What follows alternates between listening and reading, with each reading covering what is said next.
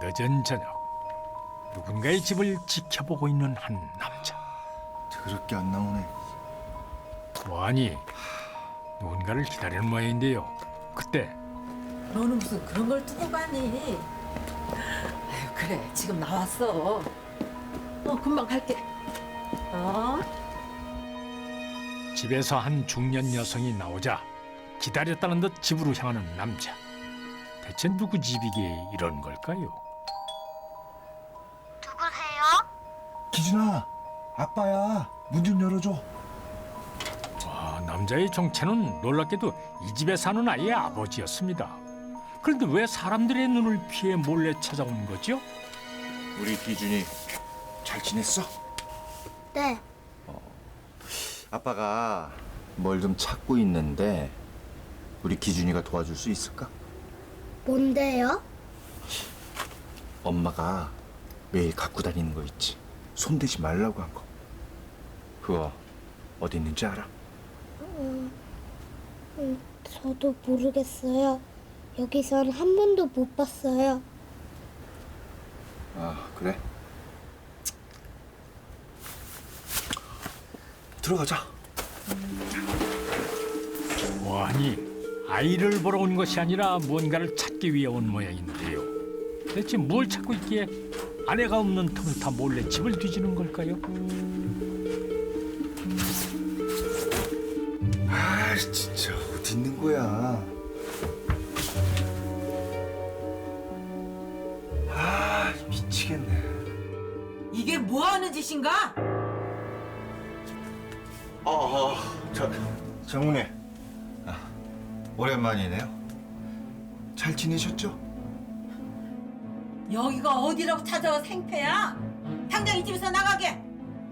장모님, 제가 좀 급하게 찾을 게 있거든요. 그것만 찾으면 조용히 사라져 드릴 테니까 가만히 계세요. 뭐라고?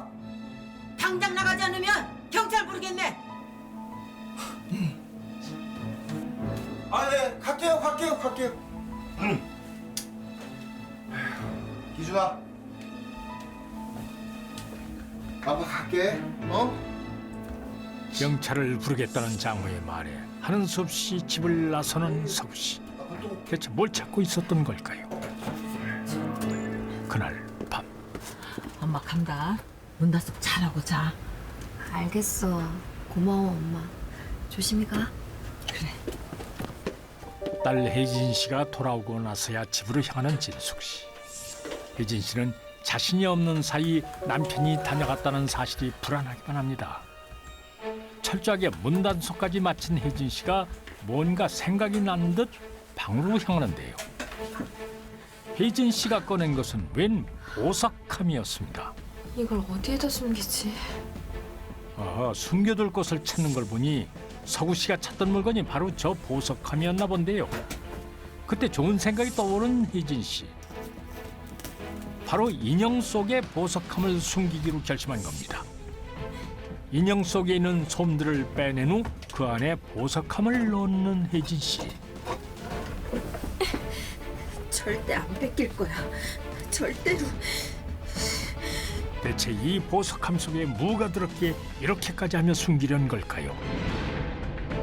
보석함을 차지하려는 부부의 충격적인 비밀이 공개됩니다. 서울의 한 빌라. 혜진 씨가 초등학생이 된 아들 기준이의 등교 준비를 도와주고 있습니다. 됐다. 엄마 뽀뽀. 기준이 학교 잘 다녀와. 아빠, 학교 다녀오겠습니다. 그런데 듣는 둥 마는 둥 거울만 보는 서구 씨. 결국 기준이가 풀이 죽은 채로 집을 나서는데요. 서구 씨 참 무관심한 아빠로군요. 어디가? 어디 가긴 사업 구성하러 가지. 오늘 무슨 날인지 알지? 일찍 들어와. 오늘이 무슨 날인데? 무슨 날? 아, 그날이구나. 너는 참 기억력도 좋다. 혜진 씨와는 달리 서구 씨의 반응은 냉담하기만 한데요. 대체 오늘이 무슨 날이기에 이러는 걸까요? 그날 밤 일찍 들어오라는 혜진 씨의 말에도 불구하고 서구 씨가 아직도 돌아오지 않은 모양입니다. 그때 술에 취해 집에 들어서는 서구 씨. 오늘이 무슨 날인지 잊었어? 있기는 다 기억하고 있지. 오, 내가 좋아하는 치즈케이크. 지금 뭐 하는 거야? 미쳤어? 왜 그래? 맛있기만 한데. 응. 자기도 좀 먹어봐. 안 먹어. 먹어보라고. 안 먹는다고. 하지 마. 싫다는 아내에게 대체 왜 이러는 겁니까? 서구 씨 행동이 좀 지나친데요. 잘 먹었네. 이제 됐지? 그럼 나 잔다. 엉망이 된 케이크와 혜진 씨를 뒤로 앉지 방으로 들어가 버리는 서구 씨. 무슨 날인지는 몰라도 혜진 씨 참 속상하겠습니다. 잠시 후 잠든 남편의 눈치를 살피며 조용히 장롱문을 여는 혜진 씨. 그러더니 장롱 속에서 웬 보석함을 꺼내는데요. 대체 혜진 씨는 서구 씨 몰래 뭘 하는 걸까요? 놀랍게도 남편의 행동에 참다 못한 혜진 씨가 아들을 데리고 가출을 결심한 것입니다. 한 달 후 혜진 씨는 친정어머니의 도움으로 새로운 보금자리를 마련하게 됐습니다. 그런데 얼마 후 혜진 씨에게 예상치도 못했던 손님이 찾아왔습니다. 바로 서구 씨였는데요. 오랜만이다. 우리 얘기 좀 하자. 안 그래도 당신 찾아가려고 했었어. 어떻게 나 없는 집에 와서 그런 짓을 할 수가 있어? 내가 뭘? 어떻게 애만 있는 집에 들어와서 그걸 훔치려고 하냐고. 훔치다니. 그냥 원래 있던 자리에 다시 갖다 놓으려고 한 거지. 서구 씨가 뭔가를 훔치려고 했다니요? 대체 그게 무슨 말일까요?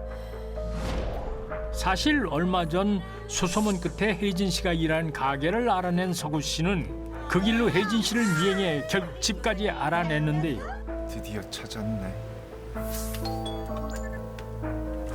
누구세요? 기준아, 아빠야. 문 좀 열어줘. 이후 서구 씨는 아내와 장모님이 집을 비운 사이 보석함을 가져가려 했지만 결국 실패로 돌아갔습니다. 그리고 이 사실을 알게 된 혜진 씨가 보석함을 인형 속에 숨겨둔 것이죠.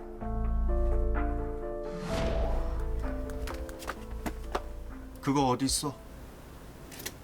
뭐가? 알면서 우리 보석한 말이야. 장롱에 없던데. 어디 있어? 그건 절대 안 돼. 꿈도 꾸지 마. 왜 이렇게 고집을 펴? 그거 갖고 있는다고 돈 나오는 것도 아니잖아. 무슨 말을 해도 그건 절대 안 돼. 다신 찾아오지 마. 어랍시오. 그러면 보석함 안에 든 것이 돈이나 보석이 아니었단 말입니까? 그런데 두 사람은 왜 이렇게 서로 보석함을 차지하려고 하는 걸까요? 바로 서구 씨 집이었는데요. 당신이지? 당신이 가져갔지? 뭘? 어떻게 했어? 어떻게 했냐고? 야. 없애버렸어. 뭐? 어떻게 그럴 수가 있어? 어떻게? 자, 이게 이제 다 끝났으니까 진짜로 보지 말자. 놀랍게도 보석함을 없애버렸다는 서구 씨. 대체 서구 씨는 왜 그토록 어렵게 뺏어온 보석함을 없애버린 걸까요? 얼마 후 비틀거리며 어딘가로 향하는 혜진 씨. 놀랍게도 혜진 씨가 찾아간 곳은 바로 경찰서였습니다. 대체 이곳엔 왜 온 걸까요? 저 무슨 일로 오셨습니까? 자수하러 왔어요. 자수요? 네. 제가 사람을 죽게 했어요. 네? 혜진 씨가 사람을 죽게 했다고요? 이게 대체 무슨 말일까요? 며칠 후 달력에 표시된 날짜를 가만히 바라보고 있는 혜진 씨. 어쩐 일인지 슬퍼 보이는데요. 그때 엄마, 나랑 같이 자면 안 돼? 나 무섭단 말이야. 오늘은 안 된댔지? 얼른 가서 자. 내일부턴 엄마가 기준이랑 같이 잘게. 보석함을 끌어안고 누워 있습니다. 다음 날 아침 엄마, 눈을 뜨자마자 엄마의 방으로 향한 기준이가 비밀스러운 광경을 목격하게 됩니다. 혜진 씨가 보석함을 숨겨두는 모습을 본 것이죠. 기준이는 그런 엄마의 모습이 의아하기만 합니다. 그날 오후 기준아. 아빠. 자, 이거 기준이 선물. 조금 있으면 우리 기준이 생일이잖아. 또 선물이에요? 감사합니다, 아빠. 근데 아빠는 옛날처럼 기준이랑 엄마랑 다 같이 살고 싶은데 기준이는 어때? 저도요. 역시. 그러려면 엄마가 갖고 있는 보석함이 필요해. 기준이가 아빠를 도와줄래? 얼마 후 비틀거리며 어딘가로 향하는 혜진 씨. 놀랍게도 혜진 씨가 찾아간 곳은 바로 경찰서였습니다. 대체 이곳엔 왜 온 걸까요? 저 무슨 일로 오셨습니까? 자수하러 왔어요. 자수요? 네. 제가 사람을 죽게 했어요. 네? 혜진 씨가 사람을 죽게 했다고요? 이게 대체 무슨 말일까요? 이야기는 8년 전으로 돌아갑니다. 잡았어. 기준이를 낳은 이후 아르바이트도 그만두고 게임에 빠진 홍석무. 야! 야, 지금 얼마나 중요한 순간인데 미쳤어? 대체 언제까지 이러고 있을 거야? 기준이 분유랑 기저귀 다 떨어진 건 알아? 너 요즘 돈 좀 번다고 유세 떠냐? 나도 알바 구해. 구한다고! 아이고, 아내지는 책임감 없는 남편의 모습에 속이 타들어만 갔는데요. 그날 저녁 화를 낸 게 미안했던 홍석우는 아내가 일하고 있는 식당으로 마중을 나갔는데 그곳에서 아내와 사장이 이야기하는 모습을 보고 크나큰 오해를 하게 됩니다. 뭐야? 왜 저 둘이 저렇게 친하게 지내? 설마 바람 피는 거야?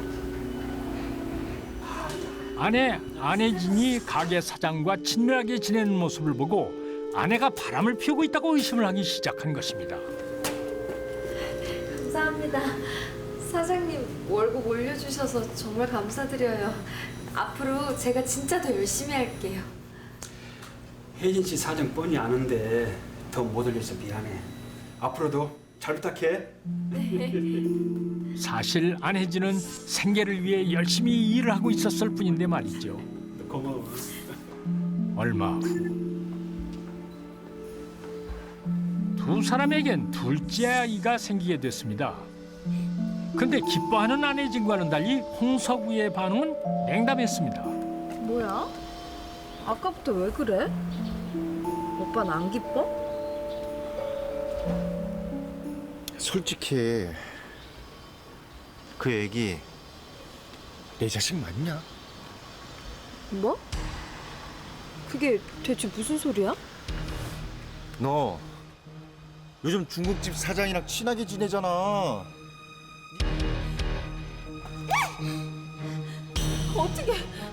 어떻게 그런 말을 할 수가 있어? 어? 왜? 찔리냐? 한 번 의심을 품기 시작한 홍석우는 아내가 임신을 하자 그 아이조차 외도로 생긴 아이라 의심했던 것입니다. 둘째 아이를 낳은 이후에도 남편의 의심은 계속되었고 두 사람의 방치 속에 아이는 결국 태어난 지 2달 만에 사망하고 맙니다. 더욱 충격적이었던 사실은 아이를 방치해 사망하게 한 사실이 들통날 것이 두려웠던 두 사람이 아이의 시신을 작은 상자에 넣어 집안에 보관했다는 건데요. 평소 두 사람의 첫째 아이에게 이 상자를 절대 손대지 말라고 신신당부했다고 합니다. 이런 끔찍한 비밀을 7년 동안이나 숨기고 살아온 이들 부부에게 어느 날 예상치 못한 일이 생기게 됩니다. 아이의 사망 이후 두 사람의 갈등은 더욱 커져만 갔습니다. 야, 이거 어떻게 알고 여기를? 그거 당장 내놔. 너 언제까지 이거 끌어안고 살 거야? 어? 이건 빨리 없애버려야 우리가 마음 편하게 살 수 있다니까. 당신 아이한테 미안하지도 않나? 어떻게 그럴 수가 있어? 어떻게 이런 짓을? 누가 복이라도 하면 어떻게 할 거야? 아니지. 이런 건 한시라도 빨리 없애버리는 게 나아. 내가 알아서 해. 일이 내. 내가 책임진다고. 아이의 시신을 없애고 싶어 했던 홍석우와 시신이라도 지키고 싶었던 안혜진의 의견이 충돌했습니다. 결국 아이가 사망한 지 7년이 지난 후에야 아이 엄마는 죽은 아이에 대한 죄책감과 악몽 등으로 인해 경찰에 자수를 하게 됩니다. 남편 상자를 없앤 건 아무래도 범죄에 대한 증거가 될 것이 두려웠기 때문이 아닐까 싶은데요. 아동학대 범죄의 처벌 등에 관한 특례법이 2014년에야 제정이 됐기 때문에 안타깝게도 2010년에 일어난 이 사건에서는 아동학대 치사 혐의를 적용할 수가 없었습니다. 또한 사체 유기 혐의에 있어서도 공소시효 7년이 지났기 때문에 적용을 할 수가 없었고 결국 이 두 사람에게는 유기치사 혐의로만 검찰에서 기소를 했습니다. 결국 안혜진의 자수로 인해 경찰에 붙잡히게 된 홍석우. 야, 네가 미쳤구나. 어? 자수를 해? 야, 내가 지금까지 어떻게 버텼는데? 이제라도 죽은 아이한테 죗값 치러. 나도 그럴 테니. 뭐? 이게 진짜 미쳤네. 그럼 너 혼자 죽든가 내 인생은 어떻게 할 거야? 형사님, 저희 두 사람의 잘못된 선택으로 7년이 지나서야 세상에 존재를 드러내게 된 아기. 자식은 부모의 소유물이 아니며 부모란 하나의 중요한 직업이란 사실 꼭 명심하시길 바랍니다.